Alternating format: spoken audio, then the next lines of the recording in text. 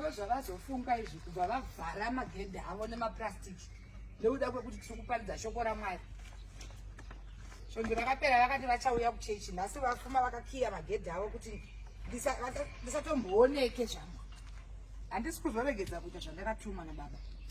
Ndine munda wangu wechishanu wandinorima, mutero wandinorima nemutero. Ndine munda wangu wechishanu wandinorima mutero wandinorima nemutero. Ndine munda wangu wechishanu wandinorima mutero wandinorima nemutero wechishanu.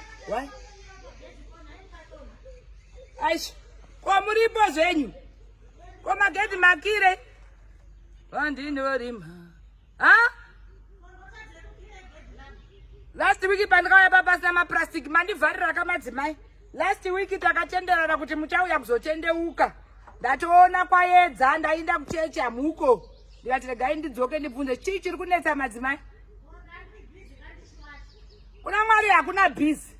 Ndimi vanhu vanozonetsa imi vedzimba hombe dzakadai so moda kuzotinetsa makurwara.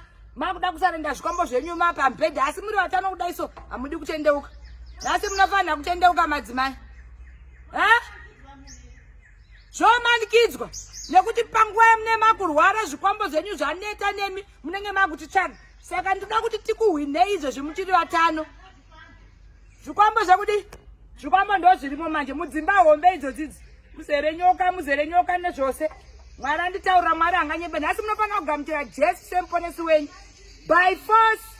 Nemutero ndinokwira ndinotouya nemutero. Ndine munda wangu wechisha. Muda kugamuchira Jesu semuponesi wenyu here madzimai? Hamuda kugamuchira Jesu? Zvakanaka. Ndinongouya ndikasimudza tsvimbo yangu iyi. Ndakanangisa katatu kumabhazuva musina kugamuchira Jesu ramangwana hamucharioni.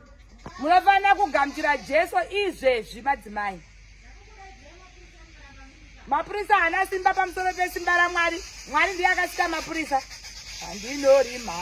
Ndoita here zvandakatumwa naRabhaoma. Rabhi! Makuda kutendeuka nemadzimai. Nemutero wandinorima nemutero. Right, pfugamai muri papo. Ndine munda wangu wechishanu. Itaishe Jesu. Simudzai maoko enyu makaisa mabhazuva. Ndinouya pamuri neupenyu hwangu. Ndiri mutadzi. Muri mutadzi madzimai, Mwari vanitaurira. Ndiri mutadzi, ndine zvikwambo. Ndapedza hama dzose. Ndichiitisa mari. Mukana mamutaro ndinosimudza tsvimbo yangu mabhazuva akatatu. Mukana mamusana nharo neni nemunamato wanechitaura. Itaishe Jesu, ndapedza hama dzese dziri kumamisha. Ndichiita mari. Ndichivaitisa zvituta. Ndichivaitisa urombe. Chinjai zvivi zvangu zvakatsvuka seropa. Muvchenesese chando. Nyorai zita rangu mubhuku reupenyu. Edzerai zita renyu katatu. Right, masunungurwa madzimai. Next week yandiri kuya ndikutora kuchechi handidi kuona magedhi akavharwa. Vanhu vanofanira kutendeuka. Muri kundinzwa? Nemunda wangu wechishanu wandinorima. Mutero wandinorima.